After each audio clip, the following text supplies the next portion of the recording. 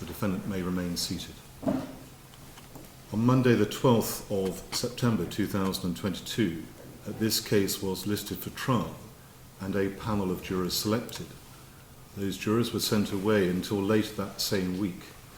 On the Wednesday, you proffered a plea to manslaughter, following careful consideration by the prosecution.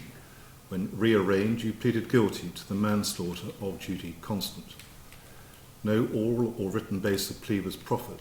The plea was an acceptance of having killed your mother. As I say, your plea was accepted by the prosecution and sentence was adjourned for the preparation of a pre-sentence report to address the question of dangerousness. Other issues then arose, reports were disclosed, further reports were served, and it's led to further adjournments to the sentencing hearing taking place today. At the time of her death, Judy Constant was 59. Judy married Jack Constant in the 1980s, and you were born in 1983. Their marriage ended at the turn of the century, and Judy then began a long relationship with George Blake.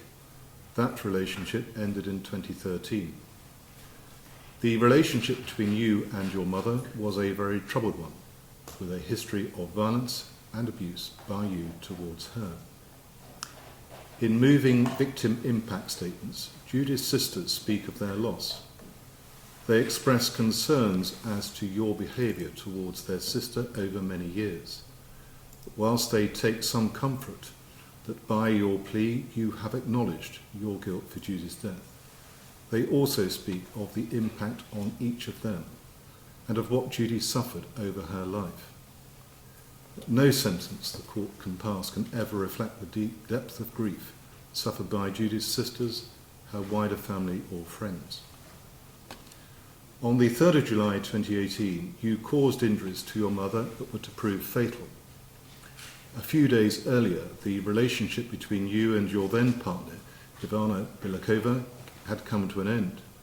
You sought to persuade Ivana to come back to you, but when that failed, you took out your frustrations on your mother. In the course of the evening of the 3rd of July, Judy called Ivana seeking help.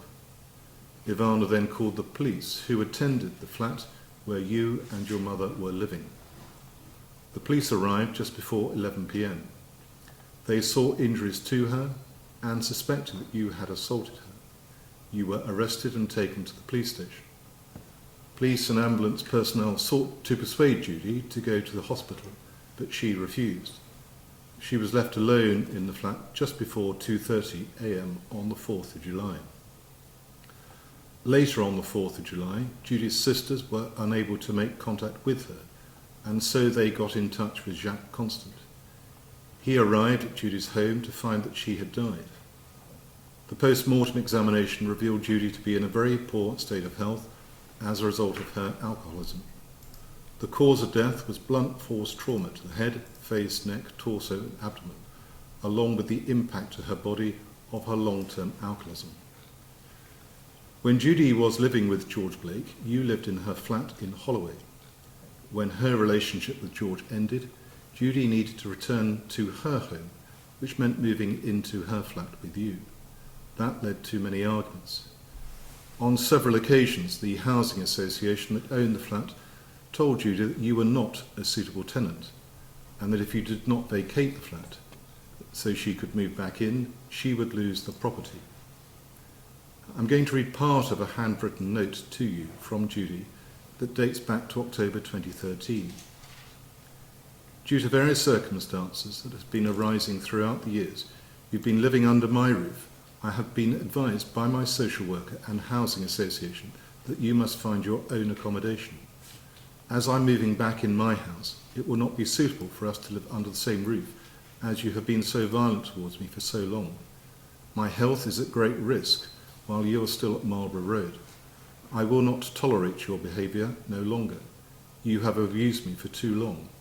You, Lubica, that's another former partner of yours, and Sheba, a pet, have caused so much damages to the housing property, and you are liable for the cost of the repairs. You have 8 weeks of finding your own property. I will change the locks and apply for an injunction against you after the date of this letter if you do not move out. I've enclosed a form for you to apply for your own accommodation. You have pushed me to the limit. Sheba is not allowed in my property. She had caused various injuries to me. If I see her there, she will be taken away, as I have all the hospital reports from the injuries she has caused to me, plus the injuries you caused to me. As I said, I'm permanently moving back in my flat.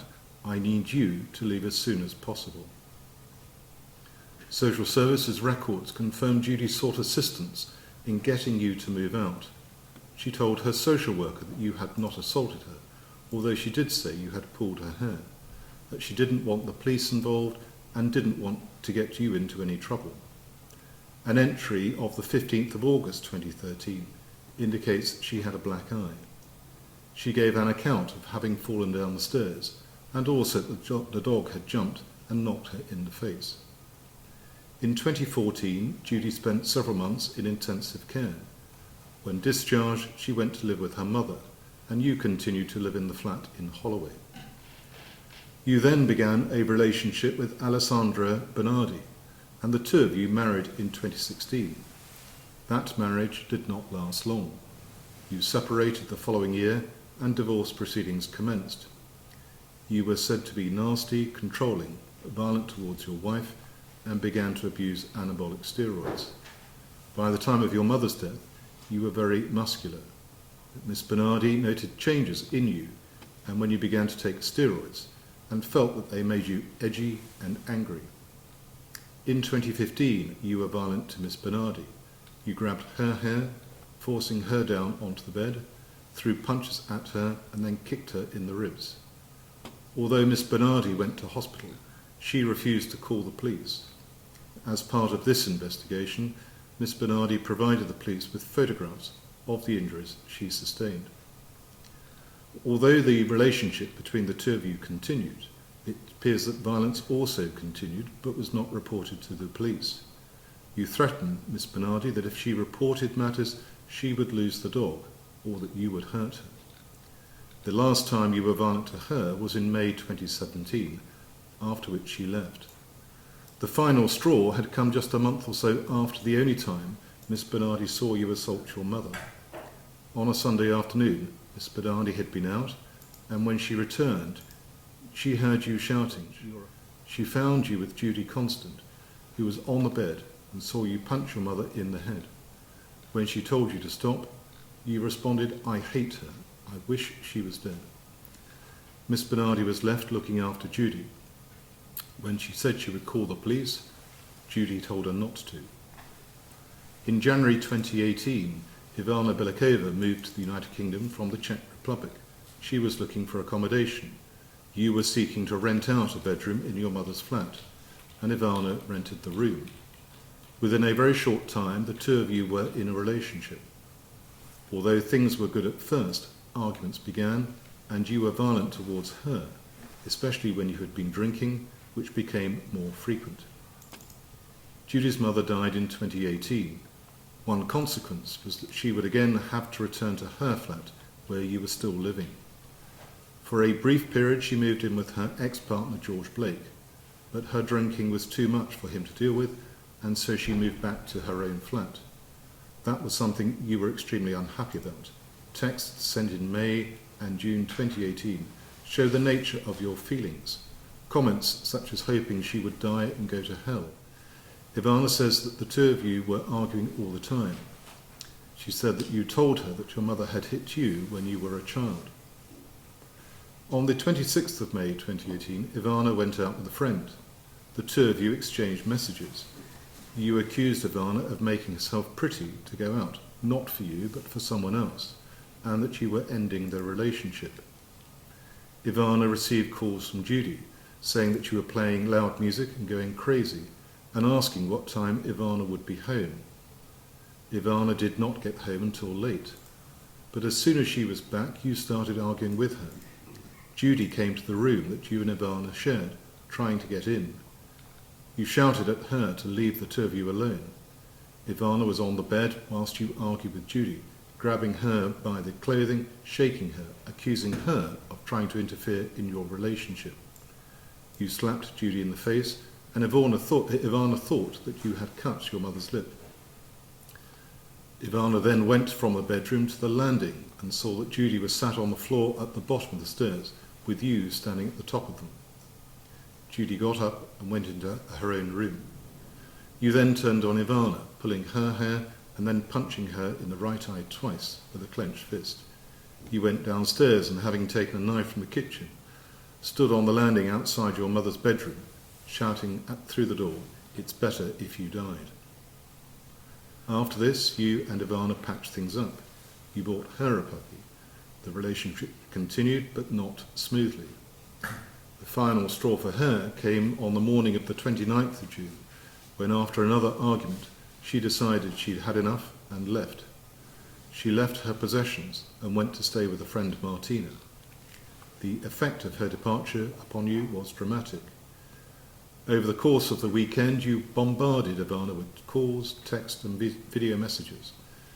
Ivana answered some calls, responded to some messages, but mostly sought to ignore you. She blocked your number. You used new numbers, which she also blocked. And between the 30th of June and the 3rd of July, you used no fewer than 40 different telephone numbers in efforts to seek to continue to contact Ivana. That weekend, George Blake visited Judy on the Sunday. The house was a mess. Judy told Mr. Blake that you'd been smashing the place up all day. He saw numerous empty wine bottles in the kitchen, as well as 2 empty bottles of whiskey that Judy used to drink. Judy did not drink wine. That could only have been you. While George Blake was in the flat, you continued to try to call Ivana. You even persuaded Mr. Blake to let you use his phone, explaining that Ivana was not taking your calls, but would answer if she thought it was someone else calling. You rang her on George's phone, and Ivana answered, but as soon as she realised it was you, she hung up. You left the flat, saying that you were going out to buy more to drink. Whilst you were out, Mr. Blake asked Judy what she was still doing there, and she told him that she had decided to leave. He noticed a big hole in the wall, which she told him you must have made. Before Mr. Blake left that day, Judy said this, "If I don't die, he will kill me." At about 6:30 p.m. on Monday the 2nd of July, Mr. Blake received a call from Judy. Judy referred to you as that bastard. She told George that you had punched her in the head, causing a lump on her head, and that you had broken her television. Suddenly she said she had to go and hung up the call. Judy was in regular contact with her sisters, who were aware of the issues in the relationship between their sister and you. One sister lived in France, one in Singapore, and the other nearby, but had to travel for work. Judy had told them that she was frightened by the prospect of them all being so far away at the same time. Her sister in France telephoned Judy at about midday on Monday the 2nd of July. Judy said she had a headache and that you had broken her television. When the sister said that she hoped that you had not hit Judy as well, Judy said that you had hit her and had hit her so hard that she thought she was going to die. When the sister offered to call for an ambulance, Judy declined that offer. However, she did say that her sister should call the police if she didn't hear from Judy within the next 12 hours. Judy's sister called back at 3:30, but Judy said she was busy and cut the call. Judy then sent her sister a text at 4:23, which said not to worry. The following day, the 3rd of July, although that sister did not speak to Judy, she did speak with another sister who had been able to make contact with Judy. It was to be the last time they spoke. Judy was upset and crying on that call. She said that you had taken all the food that had been bought for her. She begged her sister not to travel for work as planned. Her sister did travel that day, but as soon as she arrived, she spoke to Judy again twice. In that second call, she describes Judy as sounding upset and petrified. At 4 p.m, Judy rang Ivana. Ivana was working and said she could not speak. When she finished work, she saw lots of missed calls from you. You made a video call in which you are described as behaving strangely and acting crazy. In a state, crying and saying you were losing your teeth. Ivana hung up. She noted she had lots of missed calls from a private number. It was Judy trying to call, and where she had used 141 to disguise the number.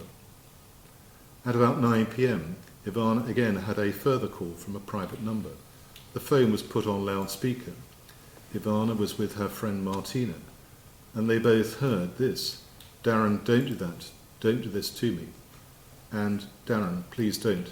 Judy was screaming. She asked Ivana to help. There were then sounds and noises, and Martina thought something was being done to Judy. Ivana thought it sounded like you were hitting Judy and hurting her. Judy hung up the call. Ivana called the police, but was told she would have to attend a police station, which she and Martina did. The nearest police station was shut, and so they went to Marlborough Road, having made a further call to the police. When they got to Marlborough Road, Ivana called the police again, and the police operator said the police would attend, and Ivana was advised to await their arrival. When they arrived at 10:51 that evening, Ivana was outside the property, as were you.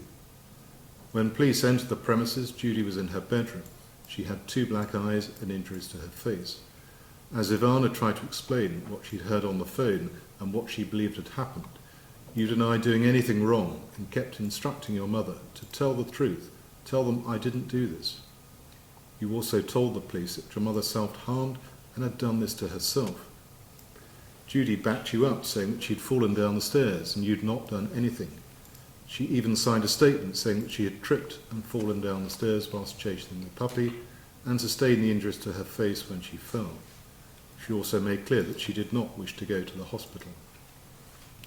You were arrested on suspicion of assault. Initially there was a struggle when arrested, and you repeatedly shouted to your mother, "Tell them I didn't do this."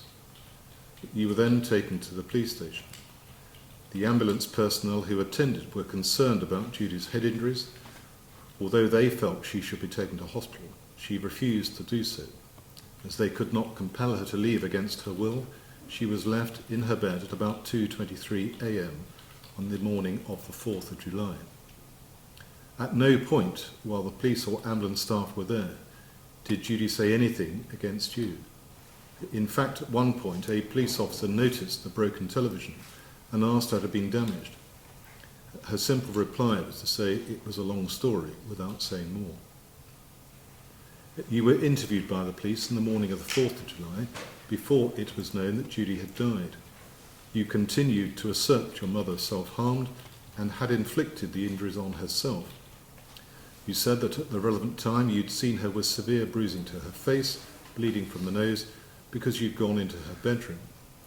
You said that she was upset and that she self-harms when she's upset. When asked how, you replied, "When Mum drinks heavily, I would see her hit herself. I would see her throw herself down the stairs. I'd see her push herself. I'd see her do a lot of nasty things." When asked, "You don't think she fell over the dog and fell down the stairs?" you replied, "No, she didn't. I don't believe that at all. Of course she didn't. I don't believe that. The dog's tiny. She wouldn't do that."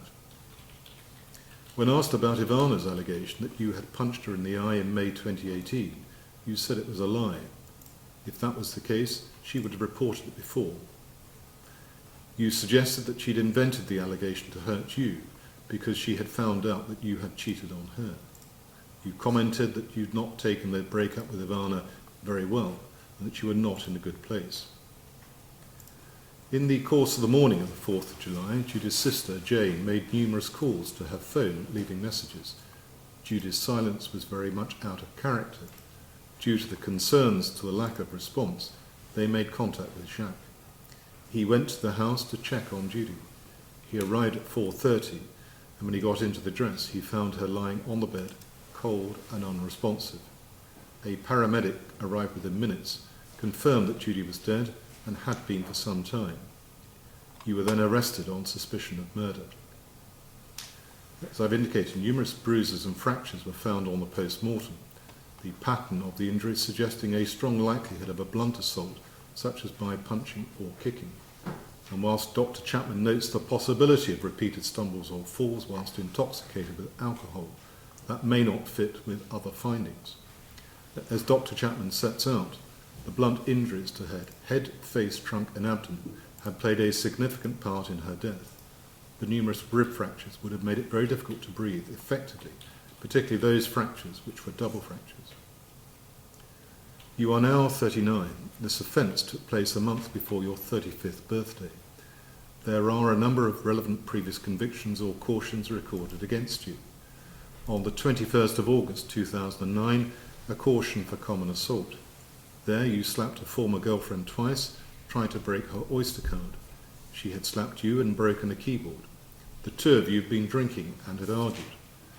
On the 11th of June 2011, a further caution for common assault. This involves another former girlfriend, Lace Gill, whom you hit and verbally abused. On the 29th of November 2011, at the Magistrates' Court, you were sentenced to 10 weeks imprisonment, suspended for 18 months for battery. You had been arrested on the 2nd of November 2011 on another allegation of assault against Lace Gill. You were released on police bail with conditions, including conditions not to interfere directly or indirectly with Lace Gill. Although Lace Gill was later to withdraw her support for any prosecution, on the 4th of November 2011, in breach of bail, you went to the school where she worked. When you refused to leave and she began to walk away, you grabbed her arm tightly. She walked you off the school grounds and called the police. You grabbed her again and she called for help. You pulled her to the ground using her hair, grabbing her phone, breaking it. Finally, on the 30th of August 2018, you were convicted at the Magistrates' Court of the assault on Ivana Bilakova from the 26th of May 2018. For that, you were sentenced to 6 weeks imprisonment and a restraining order imposed for a period of 5 years. There is here a comprehensive note on sentence from the prosecution and also a note submitted on your behalf. I'm grateful for both those documents. In the documents supplied on behalf of you, a number of submissions are made. Where it is accepted, they may amount to derogatory mitigation, which are said to form a necessary part of explanation and background. As Mr. Richmond KC makes clear, he does not intend and has not relied on such material, and that you accept you are to be sentenced for your appalling conduct. I have seen and read 2 reports from Dr. Paula Jane Rothermel, a forensic psychologist, one dated the 24th of June 2022, prior to your plea of guilty to manslaughter, and one from the 19th of October 2022 after the plea. They are reports largely, if not wholly, written setting out what you have told Dr. Rothermel in the course of 4 interviews. Dr. Rothermel raises the possibility that you sustained a traumatic brain injury in childhood. She also raises the possibility of psychiatric or psychological disorders. It is of note that there is little, if any, independent material to support what you claim to have happened. There is a report from Dr. Nigel Blackwood dated the 31st of January of this year, provided to the court on the 3rd of February this year.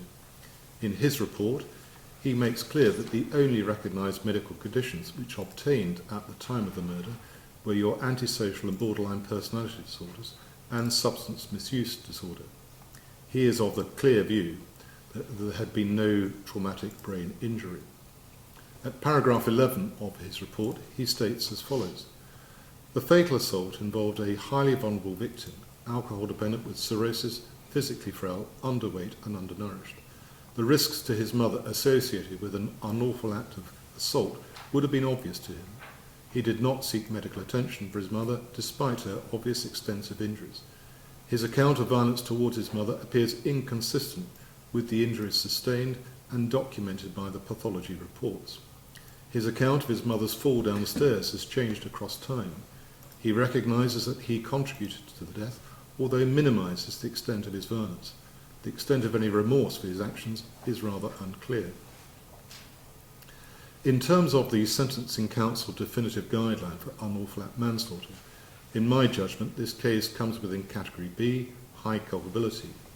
The number and severity of the injuries demonstrates that death was caused in the course of an unlawful act which involved an intention by you to cause harm falling just short of grievous bodily harm, or that given Judy's obvious frailty, the risk of causing death or grievous bodily harm was or ought to have been obvious to you.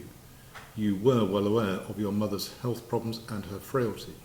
The imbalance between the two of you in terms of size and strength is stark. The start point for sentence to category B is one of 12 years imprisonment and a range of sentences between 8 and 16 years imprisonment. In terms of factors increasing seriousness, this offence is aggravated by the history of violence and abuse you displayed to your mother. It is also aggravated by the domestic context, where it amounts to domestic abuse within the meaning of the domestic abuse overarching guideline.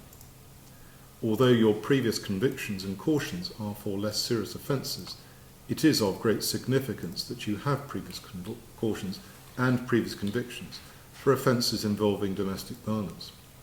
I've considered what is in the reports from Dr. Rothermel about you. However, I do not find any of the mitigating factors listed in the guideline apply.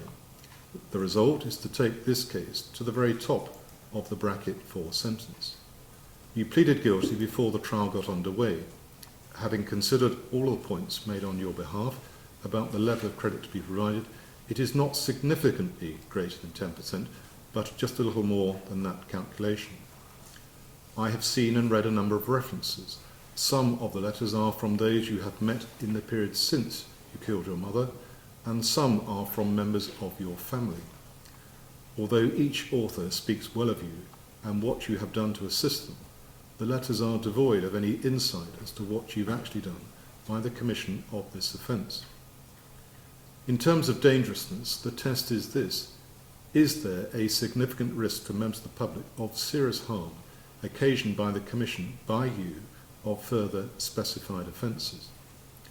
One of the reasons for setting out the detail of the facts of this offence, as I have, your behaviour towards your mother and others you've had relationships with, your previous convictions and cautions, is that these are all matters I must or may take into account in making the assessment I have to carry out. I have a pre-sentence report, as well as the reports from Dr. Rothermel and the report of Dr. Nigel Blackwood that I have already referred to. In the interviews for the PSR, you maintained your innocence. 3 extracts from that report are telling. Firstly, this: he indicated from the outset that he had not intended to cause any serious harm to his mother, and stated that he pleaded guilty to manslaughter because it was my fault she fell down the stairs. Secondly, at some point later in the day, his mother was coming up the stairs, and he realised he was speaking to Miss Billikova. He stated he tried to grab the phone from Miss Constant, and in the ensuing struggle, she fell down the stairs from top to bottom. And thirdly, Mr. Constant remained adamant that he had not caused the injuries to his mother, but stated it was his fault she fell down the stairs. As the author of the PSR notes, the account you give is at odds with the level of injury sustained. It is of note that the author also comments on you minimising the extent of your abusive behaviour to others and the blame you place on your mother and your previous partners for your use of violence. As set out at the outset of these remarks, there is no written basis of plea, and you will be sentenced on the basis you are responsible for the injuries that your mother sustained. Turning briefly to Dr. Rothermel's report, she states the view that you meet the criteria for unspecified personality disorder, generalised anxiety disorder, and post-traumatic stress disorder. Following a recent interview, it is also said that you continue to meet the criteria for major depressive disorder. She noted a deterioration in your condition that concerned her, indicating that psychological treatment should be considered urgent and that you serve any sentence in a therapeutic community, and upon release that there be a mental health requirement to continue therapy for at least 12 months with weekly drugs and alcohol testing post-release to mitigate against relapse. I note that Dr. Rothermel sets out the medical notes supplied are scant, and also the terms of her interview with you display no real acknowledgement of having caused injuries to your mother. As I've mentioned, Dr. Rothermel has conducted no fewer than 4 interviews with you. I've read her reports with care. However, in my view, those reports have little weight, particularly in the light of the PSR and that of Dr. Blackwood. I note the assessment on dangerousness from the author of the PSR. Her report is a detailed analysis. The author puts the risk at high rather than as significant. As she comments, the assessment is ultimately one for this court. Of particular significance in this report to me is the absence of any realistic acceptance of what you did in July 2018. You claim it was your fault. Your mother fell down the stairs. And in my judgment, you do not display any real insight or real acceptance in these reports that you are a man who uses violence towards others. I note the observations made by Dr. Blackwood in his report and in particular what he sets out at paragraphs 88 and 89 of that report. Mr. Richmond submits that you are not in denial of what you did to your mother, but the position is that you are ashamed of your acts. He also submits that since these events, you have sought to address some of the clear issues you then faced. He points to the period from 2018 onwards until you were detained in custody, where there was no additional offending, and also the time in custody when he submits you have been attacked yourself. In the light of the facts of the manslaughter and the other material before me and summarised in these remarks, I do find that the dangerousness test is clearly met. Having come to that conclusion, as this is an offence listed in Schedule 19 of the Sentencing Act 2020, and considering Section 285 of that Act, I must consider whether this offence is such as to justify the imposition of a sentence of imprisonment for life. I have in mind the decision of the Court of Appeal in the Attorney General's reference, number 27 of 2013, in the case of Berinskas. If I do so conclude, I must impose such a sentence. I do consider that here the seriousness of the offence justifies a life sentence, and that is the sentence I must impose upon you. There will be a sentence of imprisonment for life. The question for me then is the appropriate minimum term to be imposed. When it comes to the minimum term that you will serve, I make plain that I am not ordering that you are to be released at the end of it. Whether you will be released or not at that stage will be a matter for the parole board to consider. Only when the minimum term has been served can the parole board decide whether it is safe to release you or not. If the board does release you, you will remain on licence and liable to recall for the rest of your life. As I have set out, the appropriate determinate term after trial on an application of the guidelines would have been one of 16 years imprisonment, allowing for your plea a reduction to 14 years, and then taking 2/3 of that for the notional determinate sentence. The appropriate figure for the minimum term will be a life sentence with a minimum term of 9 years and 4 months. The days on remand, which I'm told number 696 days, will count towards that sentence. The sentence on the court on the manslaughter count is therefore imprisonment for life with a minimum term of 9 years 4 months, less the 696 days. There will be a restraining order against you under Section 360 of the Sentencing Act 2020. As set out, there is a long history of violence and intimidation by you against not only Judy Constant, but also her sisters and your former partners. I am entirely satisfied that a restraining order is necessary to protect a number of persons from conduct by you in the future that amounts to harassment or will cause a fear of violence. Those covered by this order are set out in a restraining order appended to these remarks. You are prohibited from contacting any person named in that order, whether directly or indirectly, and that order will be an indefinite one. If the statutory surcharge applies in this case, then the appropriate order can be drawn up. Barring is an automatic consequence of your conviction, but I must inform you that you will be included in the barred list of the Disclosure and Barring Service. You may go down.